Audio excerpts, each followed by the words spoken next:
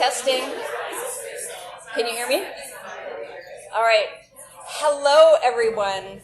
Welcome, and thank you so much for coming to this event tonight. I am so happy to see you here gathered in this room at Coffee Shop Northeast, which is one of my personal happy places and a place where much of the book that I'm working on right now was actually written. It was written not only in this back room, but at that table.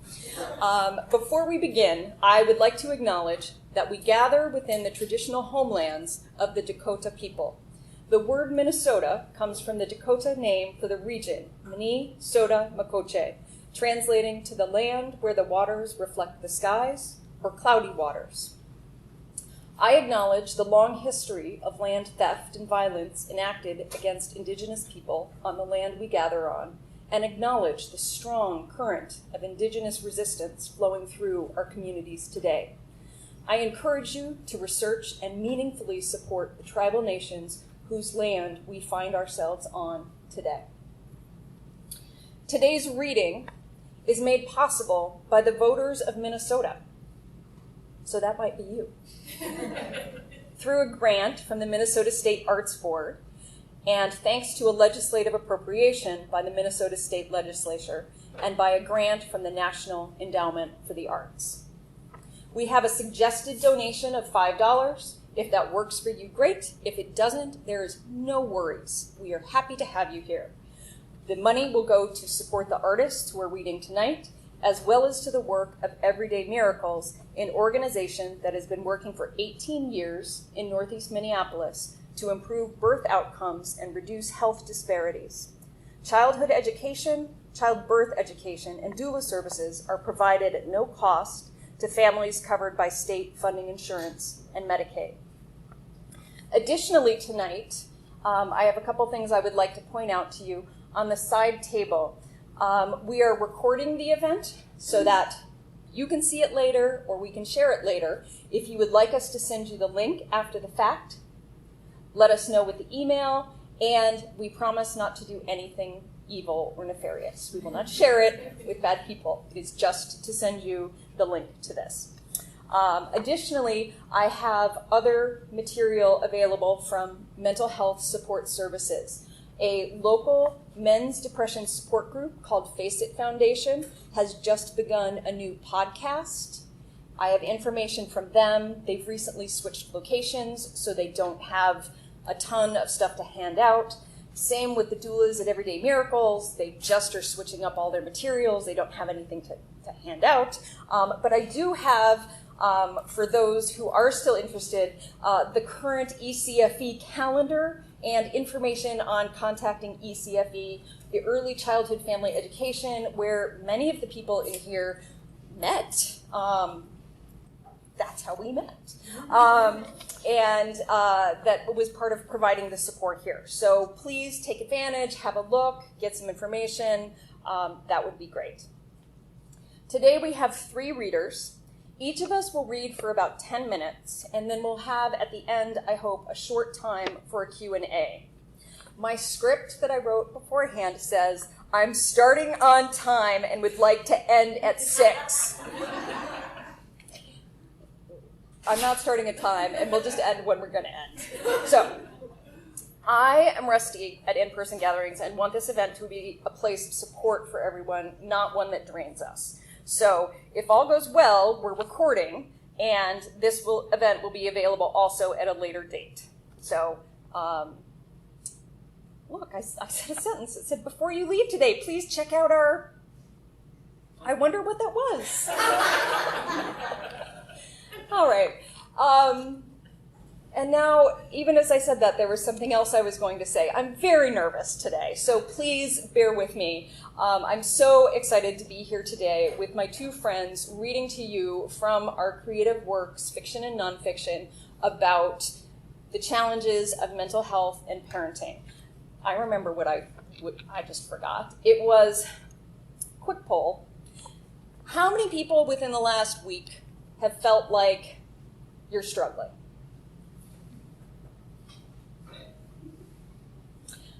So, thank you for sharing that. I also noticed that I have people in the room, some of whom I haven't met before, many of whom I know. Before you leave, if you could introduce yourself, if you haven't already, to somebody else who's here and say, hey, how'd you hear about this event?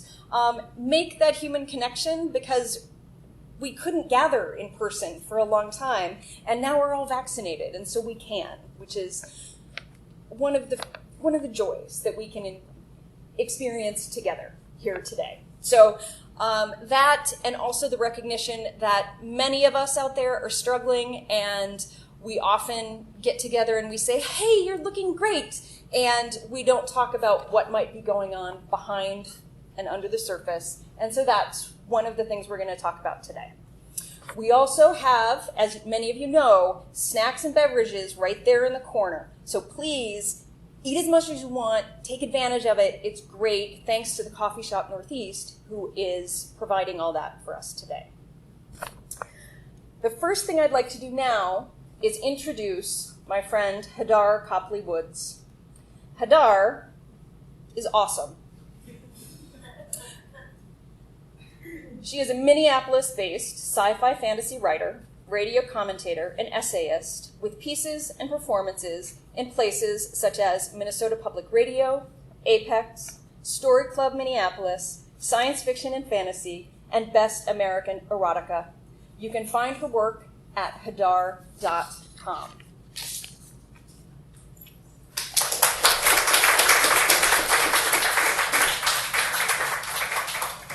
Hey everybody, thank you so much for coming. It's great to see everyone here. I just want to do a quick content warning. This piece contains references to child abuse and one or two brief descriptions that will make it clear what's happening. If you think that you're fine with that and then suddenly you aren't, please take care of yourself and walk out, and I'm not going to be offended. I'm going to be very proud of you. Okay. Oh, I don't know what this is from. Maybe I'm going to write a book. I don't really know. But Kristen just said, bring something, so this is what I'm bringing. Okay. As far as breakdowns go, the one I had was very quiet. My kids didn't even notice. Ha ha ha. They totally noticed. But only because I told them, oh, BT dubs, I'm having a breakdown. I am, as my youngest says, very good at hiding things. I prefer the term masking because it seems so much more officially psychological instead of sussy and a little creepy. I learned masking very, very early. I wasn't afraid of bullies. I wasn't afraid of my mother. I did what I wanted, at least outside the house. I stayed out late on the playground and got muddy, and I didn't care.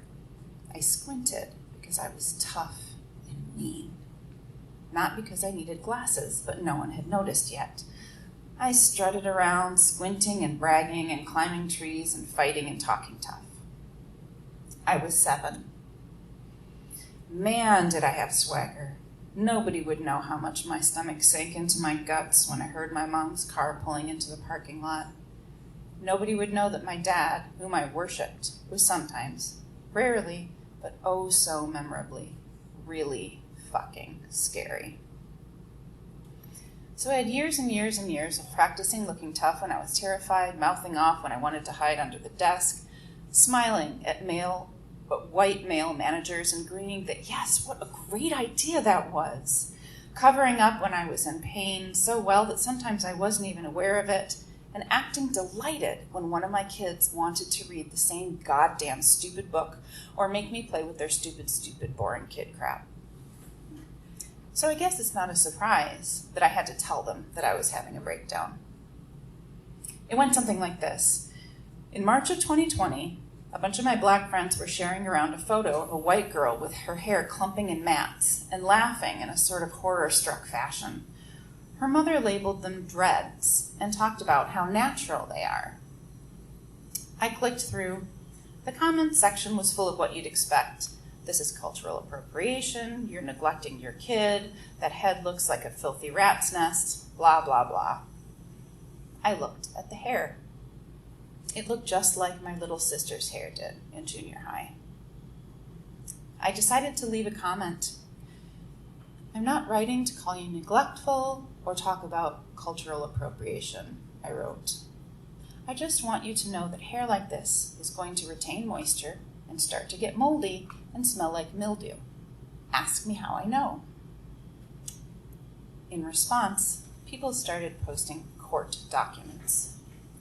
Neglect, sexual abuse, physical abuse, more neglect, page after page after page.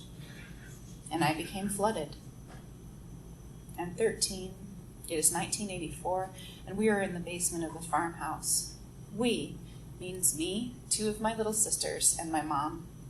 We are finally doing something about Tia's hair. My mom sprays detangler on it, and we all start ripping with combs, chopsticks, knitting needles. Tia screams and cries. I try to show my mom how to hold the base of a matted chunk so it won't pull on my sister's scalp and hurt her. My mother ignores this information. This is horrible.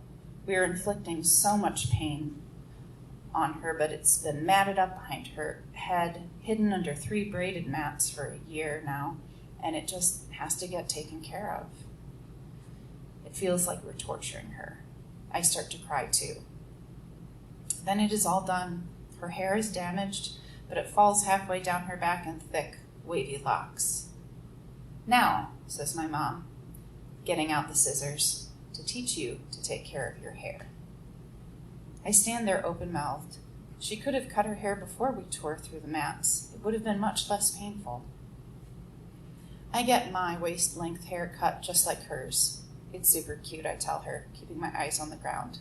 Now we match. It is 1983, and I am in 7th grade. Buck River Junior High stands in the middle of Illinois cornfields. We all took a bet, says some girl I don't even know, stopping me on the way to math class. Did you shower this morning? I narrow my eyes. No, I say. I took a bath. This is a lie. I have no idea when I last showered. There's no proper answer to that anyway. They all laugh at me. It's 1976. I'm 5 years old, playing in the grass next to the row of houses we've lived in for my whole life. It's summer, so I've been wearing my Wonder Woman bathing suit everywhere. I have toilet paper rolls on my wrists. Blam, blam. Bullets ricochet off of them.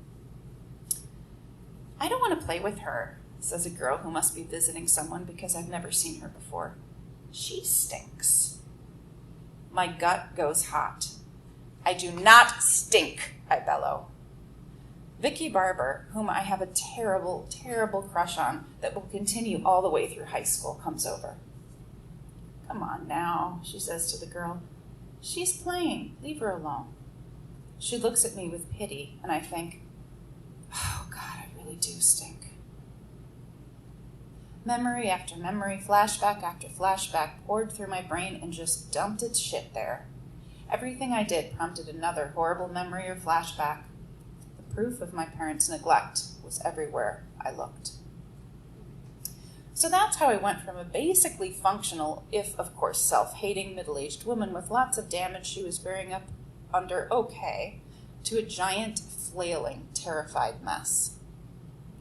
When I wasn't having one of my 7 or 8 daily flashbacks, I was dissociating so hard that I couldn't focus enough to do very simple tasks. I was still parenting, but barely.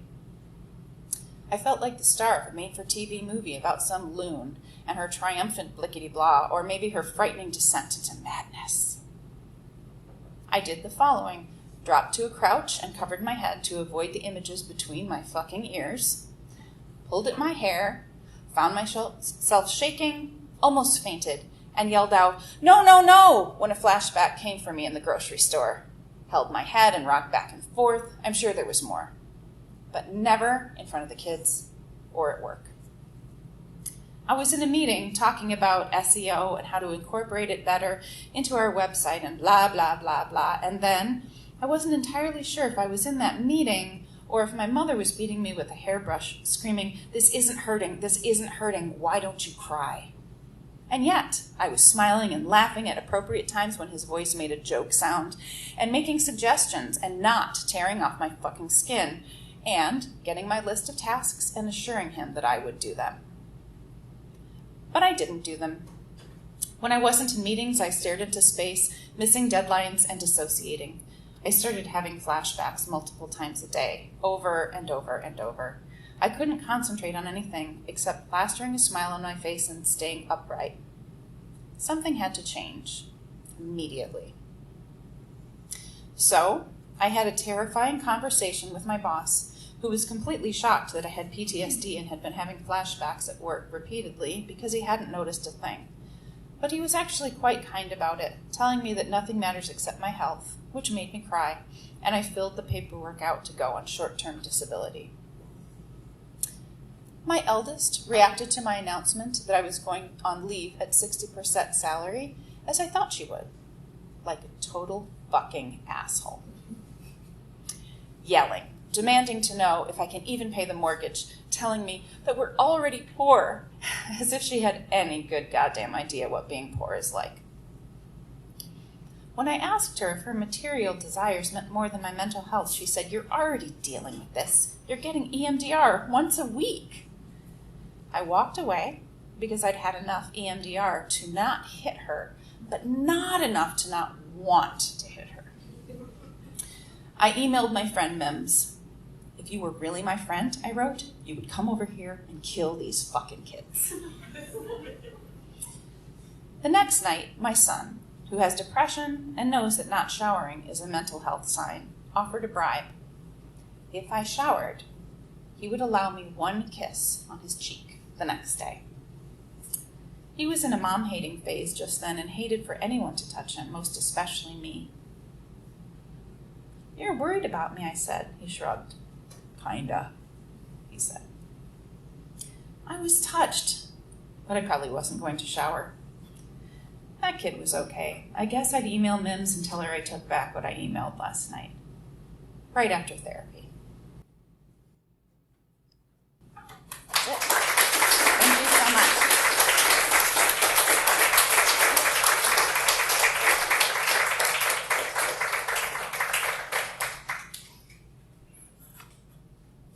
Thank you, Hadar. Now, I'd like to introduce my friend Amy C. Ray. Amy is also awesome.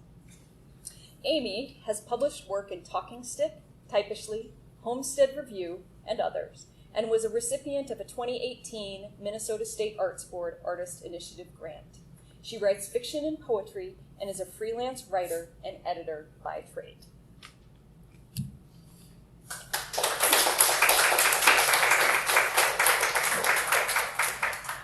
Thank you, Kristen, and you're awesome too. I'm going to read an excerpt from a short story I wrote called "The Migration of Snakes," and this is the opening of the story. It's not the entire story, but it's enough for tonight. You have to get out of the house. That's what he always says on those rare occasions he's home and not on the road, or he's on the road on the phone from his hotel. You have to get out of the house. Spoken truly like someone who has no idea how difficult it is to go somewhere with 2 kids, 3 years and 8 months, and no babysitter, no nanny, and no family nearby. We've moved so much. And where we are now in this godforsaken suburb, it's a ghost town during the day. All these people, their kids are older, they're gone all day. The dads work, the moms are gone, doing what? I don't know them, because they're always gone. And nights and weekends they're gone too, going to soccer, to softball, to basketball, hockey, whatever's in season, to barbecues, to each other's houses. It all takes so much energy. We're home alone, Nicole and Freddie and I, going nowhere. But though I often think Sam is wrong, this job will be better, wrong, this town will be better, wrong, we'll be able to save more money, spend more money, have more, wrong. There are many times when the walls feel like they're closing in on me. So when I got a brochure in the mail from the Parent and Child Center, I thought maybe Sam was right and this would be a lifesaver. A place for families, the brochure said. I signed up for a class for parents and 3-year-olds, during which I leave Nicole in the nursery with the smiling mommy-aged women. Half the time she cries, and the nursery people have to come and get me because she won't stop crying. I'm the only one who has a baby who can't make it through class. The other women nod at me, superior in their own children's ability to adjust. But even when I'm there, listening to them talk is almost worse. They know everything about parenting. And they all know each other. They've been taking these classes together since their 3-year-olds were barely out of the womb. They have scheduled play dates and lunches and shopping excursions and visits to the park in the nice weather and the mall's soft play area in the bad weather. And they invite each other's kids to birthday parties. So invite them over, Sam says, as if it was that easy. He doesn't know. You can't just break into a tight little women's group. It doesn't work that way. Picture them in their underwear, Sam says. That'd work better for you, I say. They're all thin and trim. They work out, dropping their well-adjusted children at the fitness center nursery. They probably have beautiful underwear, gorgeous lingerie, and gorgeous bodies. Not the saggy underwear on the flabby belly. But we'll move again. I know that. I just don't know where or when. Trying to fit in, it's too much work. It's hard enough to get out of bed in the morning. But we do go. Freddie loves it. At least someone is getting something out of it. Today, as usual, we're late, and I'm trying to hustle him to the car when he finds another snake in the yard. He sees them all the time, little black and yellow striped garden snakes. He hunkers down, fascinated, staring. Get away from it, Freddie, I say. Snakes bite, you know. He shakes his head, solemn with knowledge. They don't bite, he says. They do, I say. They have little sharp teeth that really hurt. I have no idea if this is true, but I'll say whatever it will take to get him to back away. I won't go in the backyard, in the trees by the swamp, the wetlands. Not a swamp, it's a wetlands. The snakes breed, I'm sure of it. They're always slithering back there, back behind our little house. But no poison, Mom, he tells me. Daddy said. What faith he has in what Daddy says. Dad knows everything about snakes, and Daddy bought Freddie a whole bag full of realistic-looking toy snakes that are littered through the house like a reptilian minefield. You won't care about poison when they sink their teeth into you, I tell him. Come on, Freddie, we're going to be late. We live in a continuous echo chamber. Come on, hurry up, let's go, we're going to be late. Then something slides across my foot, and I look down to see a snake using my sandal as a speed bump. For just a second, I freeze, thinking maybe it's only one of Freddie's many toys that's been left outside. But those, of course, don't move. I stifle a scream and jerk, kicking as hard as I can, sending the thin black snake writhing helplessly through the air. Freddie watches, his face alight with joy. Then I rub the top of my foot against the back of my jeans. Snake germs, I mutter, trying to make light of it. Snakes don't have germs, Freddie says. Daddy said. What answer can I have for that? Daddy, the glamorous visitor calling from his touch points, Detroit, Chicago, Dallas, Charlotte. I stay home, keeping the doors closed against the snakes outside. But now I've made it out of the house, and I've kicked a poison-free, germ-free snake across the yard. And my reward is waiting for me at the Parent and Child Center, where Nicole whimpers and cries in the nursery while Freddie and I sit in a circle of moms and kids on the floor, and we sing songs the other moms seem to know, but I don't, songs about liking to eat bananas and apples. I missed this somewhere, didn't read this chapter in the mommy manual. Then we have our breakout session where the kids stay and play with teacher Debbie, who's just a few years younger than grandmotherly, and the moms go off for our mom lessons. Today I'm treated to a lengthy discussion of validating emotions. This is for 3-year-olds, for heaven's sake. Whoever said a 3-year-old has emotions worth validating? I distract myself by wondering what's worse, having a snake slide across my foot at home or being here listening to this. Maybe it's because I'm tired, because I don't sleep, or Nicole doesn't sleep, but I can't hold my tongue anymore. Don't you think, I say toward the end of class, clearing my throat, that maybe there's too much validation going on? The other mothers turn toward me, polite, frozen smiles on their faces. I'm not going to be a hit today. I mean, if you think about it, how about all those kids who go around shooting other kids or shooting their parents? Ooh, now I've crossed a boundary. Smiles are fading. What do you mean, says Liz, the parent educator. There's a great job title. We go around telling these kids their emotions are all okay, I say. So doesn't that lead them to think that any feeling they have about anything is a valid reason for shooting someone? Oh no, says a woman whose name I don't remember and whose name tag I can't read from across the room. I think those kids who kill have been told to suppress their emotions all their life. They're really miserable. It's just like, she laughs, a pseudo-self-deprecating laugh. When my husband tells me, you're making too big a deal about that, it's not important. That just makes me go ballistic. And the other women laugh and nod. I don't know, I say. I think we're giving kids too much room to feel. I don't think you can give them too much room, says another woman. I can see her name tag, Patty. She has a baby younger than Nicole. She's my height and at least 2 sizes smaller. We have to teach them how to handle their emotions, not suppress them. I didn't say suppress them. I said validate. Isn't that what we're talking about here? Validation? If my kid says, hey mom, I feel like blowing some people away today, should I say, why sure honey, I validate that? Oh, I've got their attention now. There's a silence before the others collectively turn to Liz as if to say, help us with this twit. Liz clears her throat and fingers the pendant hanging from her neck. Well, that would be taking validation to an extreme, she says. What I think notice the collective we're saying is that we have to let our kids know we hear what they're saying, that we understand they are really feeling that particular emotion, not that they should go ahead and act on it. But if we told them their emotions are valid, how are we going to stop them from acting on them? I don't even want to know, but I can't seem to stop. By giving them acceptable outlets for their emotions, says Liz. The other mothers nod, validated. Liz goes on, encouraged. In fact, let's talk about healthy outlets. That's a challenge in the 3-year-old group. When class ends, no one talks to me. I tuck Freddie into his jacket, make the usual parent, educator-approved comments about how hard he worked on his painting and how nice he used so many colors.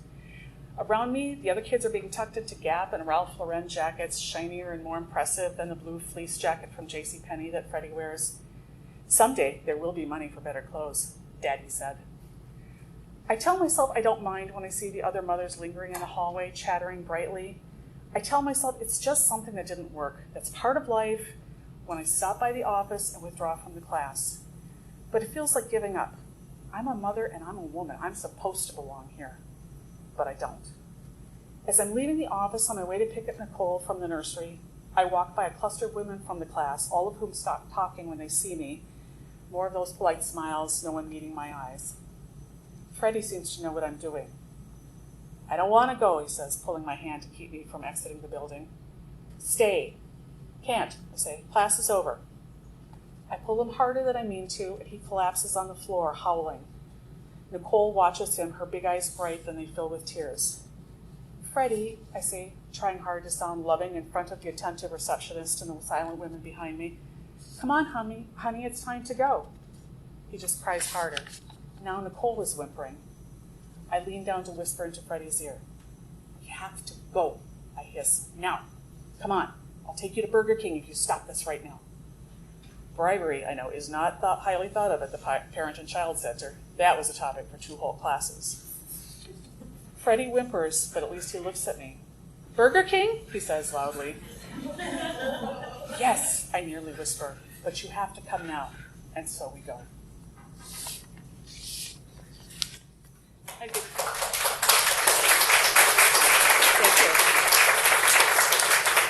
It just gets more depressing from there, so I'll stop. And now I'm going to introduce my awesome friend, Kristen. Kristen Bolden is a fiscal year 2020 recipient of an Artist Initiative grant from the Minnesota State Arts Board. She's been a finalist for the Loft Mentor Series and Brevity Magazine's 1-Minute Memoir Contest. Her writing has appeared on the Brevity blog and in the journal Rock, Paper, Scissors. She's a graduate student in the MFA program for creative writing at Hamline University in St. Paul.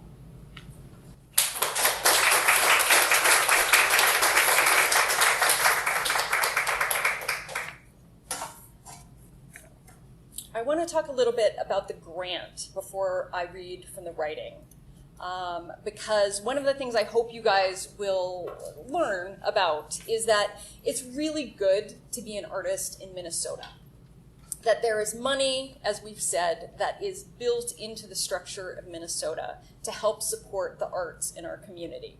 And so part of what I'm hoping today is to let people know and know you can ask me about applying for these grants, what's involved, all of these things. I applied for this grant 4 times.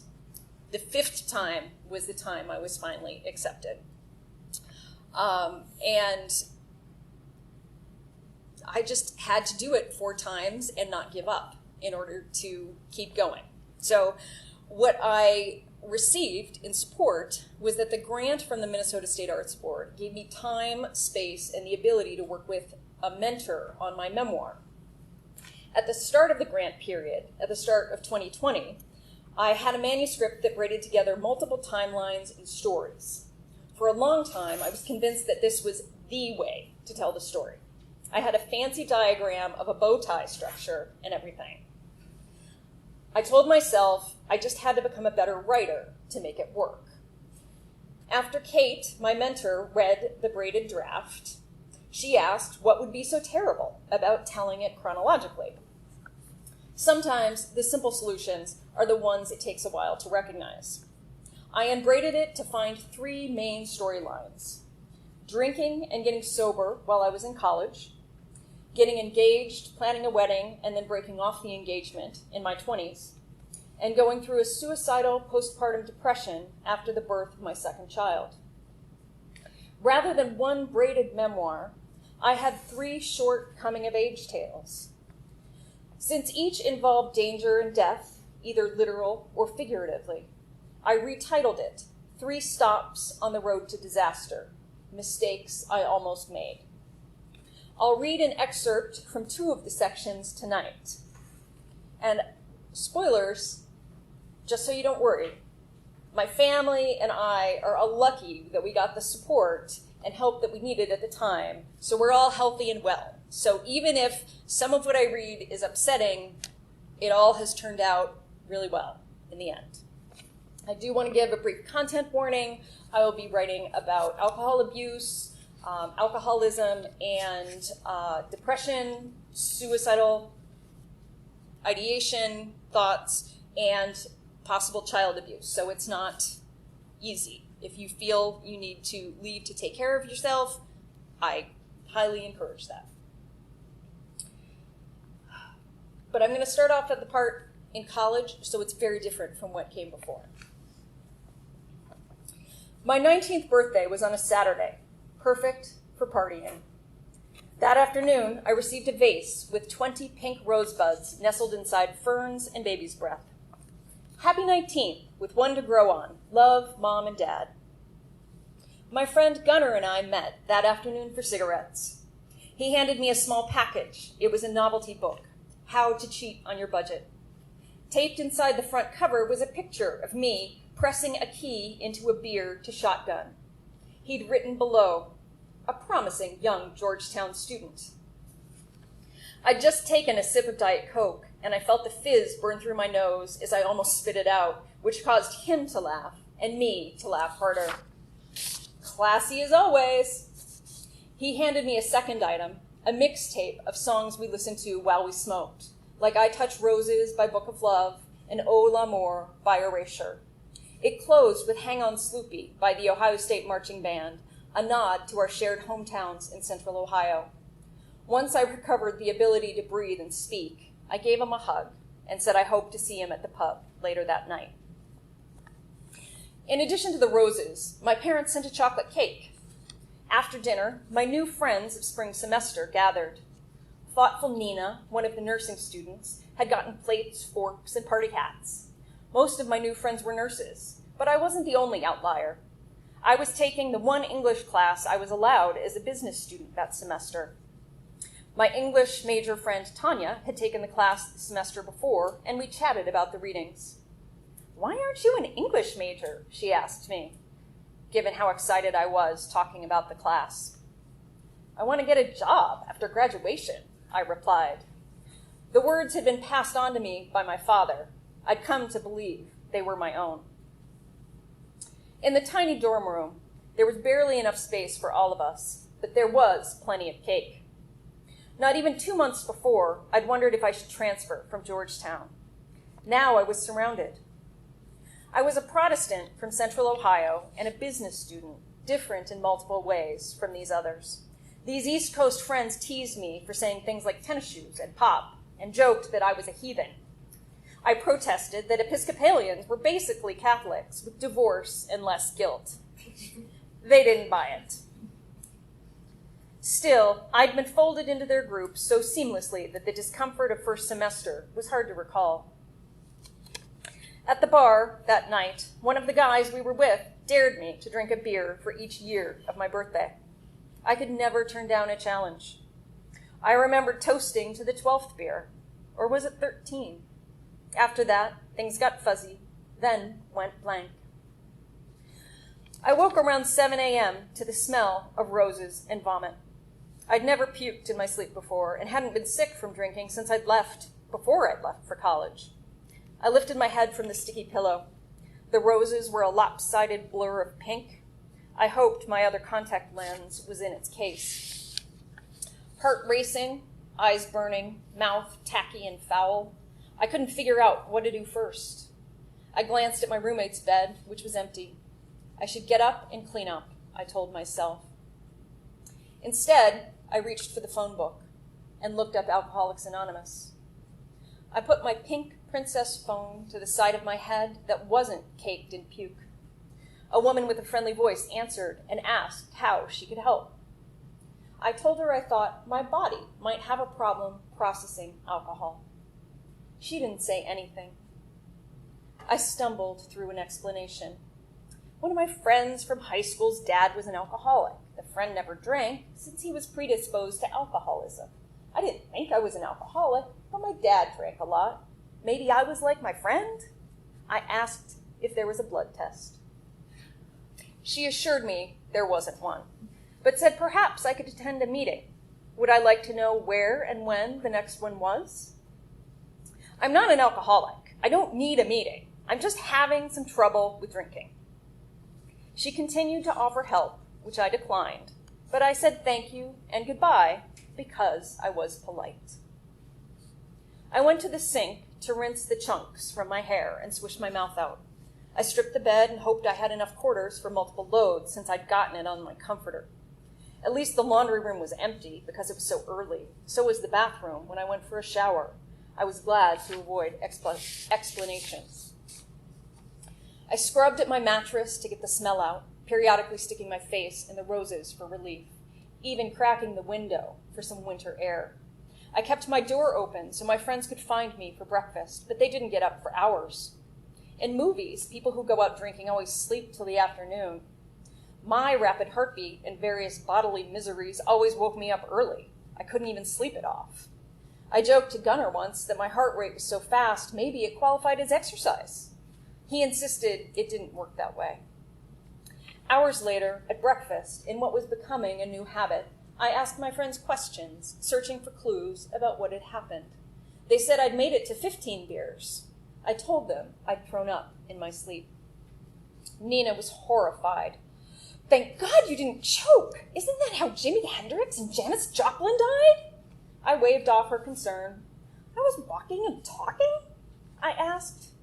Could you tell anything was different about me? I don't remember those last 2, maybe 3 beers. My friends said I was pretty drunk, but so were they. It was a usual Saturday night.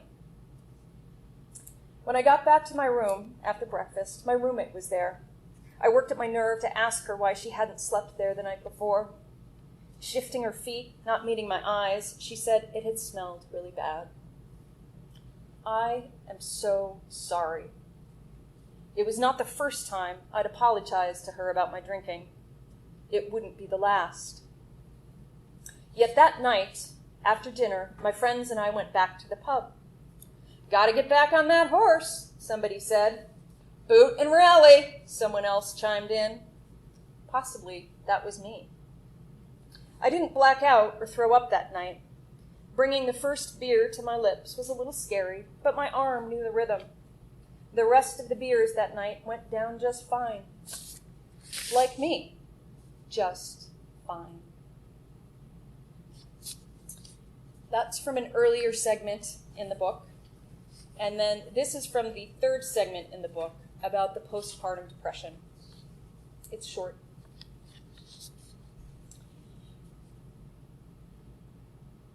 At the top of the stairs, I hold the weeks-old baby in my arms.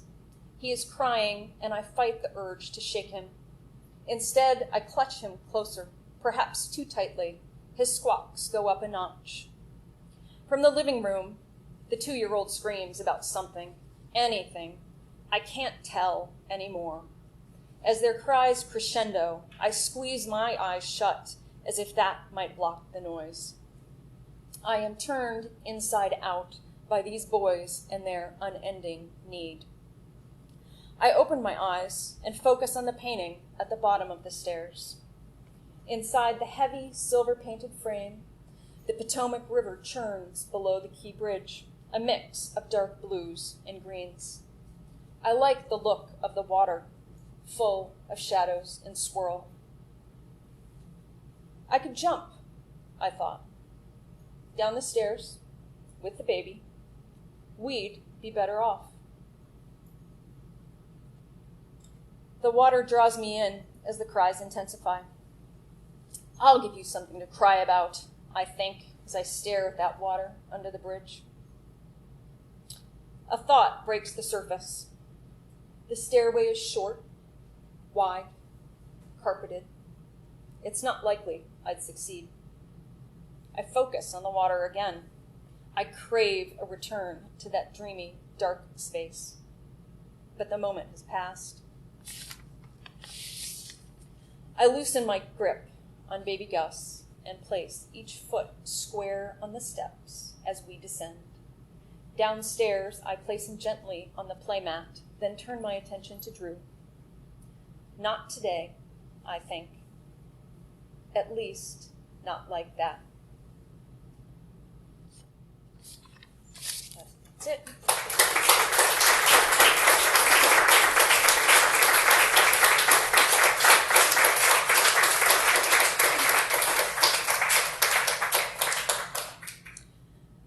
Now that we've all read, and I want to thank you again for coming here, I would like to know if anyone has any questions for me or any of the reading artists here today. So, if you do, we'd love to hear from you. And if you don't, that's perfectly fine. You can be Minnesota shy and not say anything. I'm going to take a drink.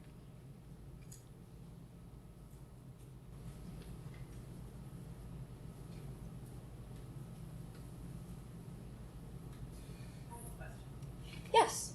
I'm just curious, like process-wise, if you're working on a piece that you're writing, how does reading in the midst of still creating it? I'm just curious from your perspective how that helps with the process. Or Joanne, that is a great question.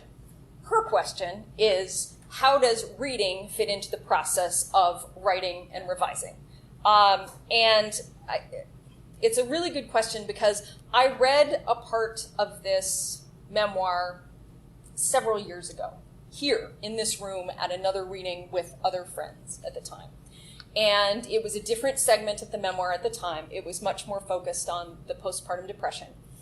And what I realized as I read it was this went really well, and now I have to go home and not do this for a really long time and work on the actual book. Because doing this and getting up in front of people and reading from it is distracting to the actual daily work of putting together the book. And so ever since, for the past several years, I've been working and revising this memoir manuscript. So at this point, with this particular manuscript, it is on, I would like and hope to say, the downward slope towards finished. It is by no means finished. It still needs work. There's still, but it is closer to finished so that to me, I feel like reading from it doesn't mess up anything. Like I said at the beginning, when I revised it, I went from trying to braid everything and intersperse everything to putting everything in chronological order. And once I did that, the structure seemed very clear.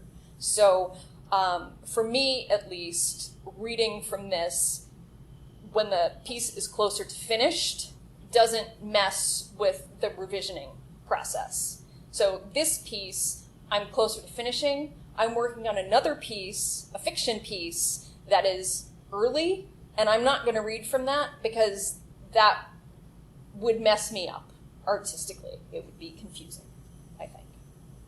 Amy or Hadar, do you guys want to say anything about reading and... I'll say something.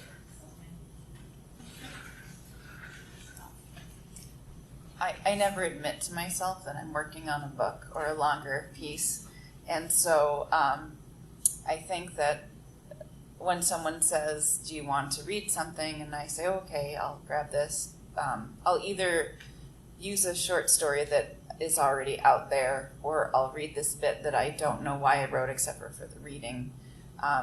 So actually, I have the opposite thing from Kristen, where I think that reading and seeing people's reactions and seeing how it flows in front of an audience actually helps my writing process. So.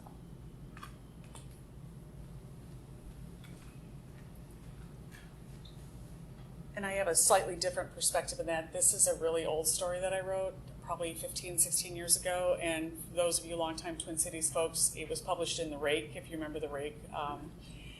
And I think the hard thing was because I felt it fit the theme of what Kristen was doing perfectly. But then when I took it out to read it, I was like, wow, I was really full of myself and thought I was the world's greatest writer then, didn't I? And I mean, I would write the story differently now. It wouldn't be, and I actually was sort of editing as I was reading. I was like, I didn't read exactly what was on the page. So I think that's just part of the process. As you keep writing, you keep changing, and you could revise things forever, but you don't always get the chance.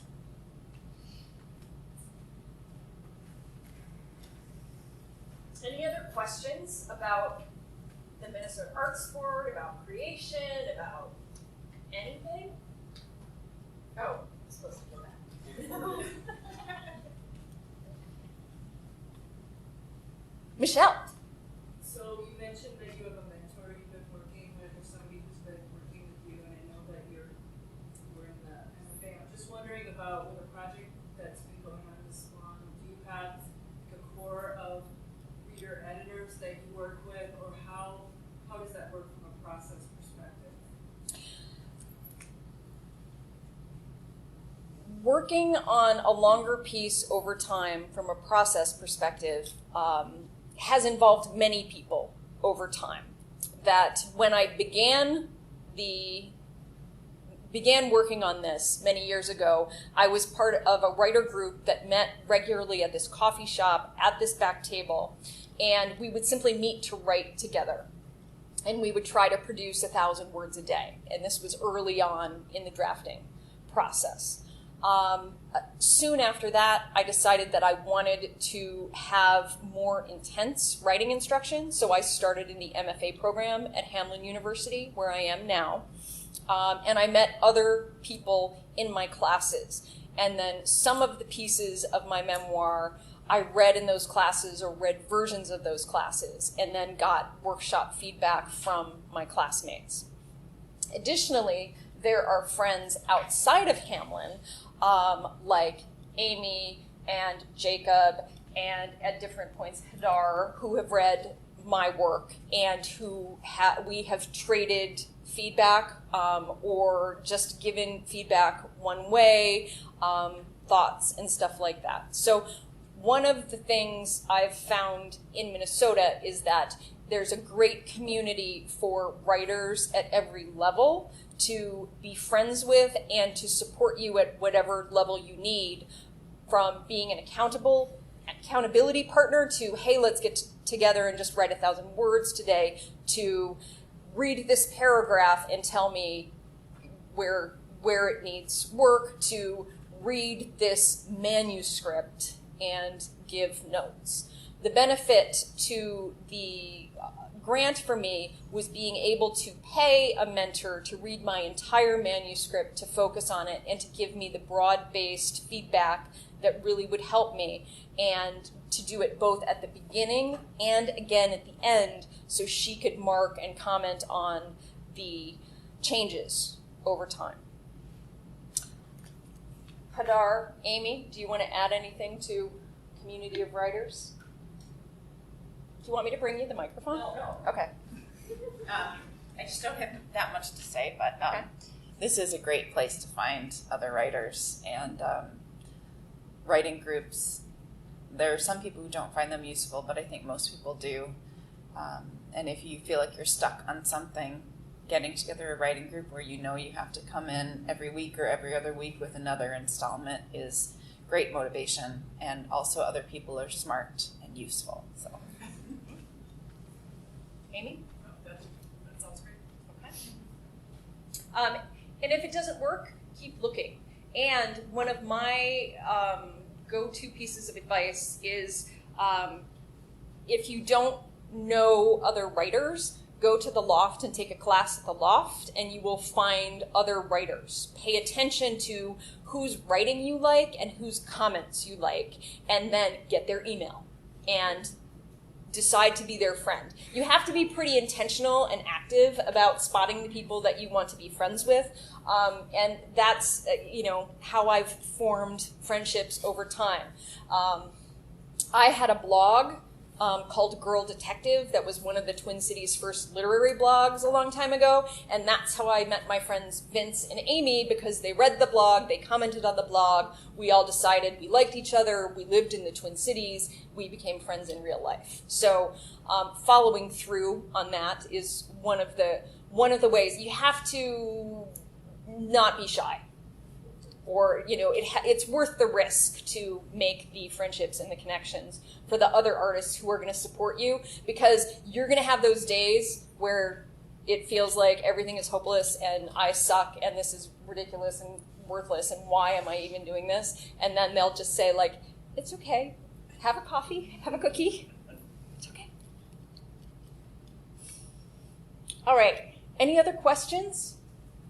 Comments? Allison. So how has your writing changed during the pandemic? Because that was like this big flux of everyone kind of dealing with mental health. And do you feel like this story kind of shifted during that time for you?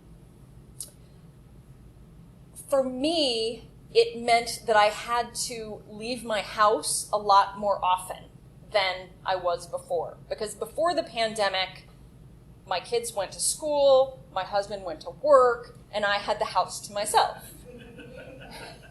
Once pandemic started, we were all schooling from home, working from home, and our house is not very big. We had really good Wi-Fi, so we were lucky in that way.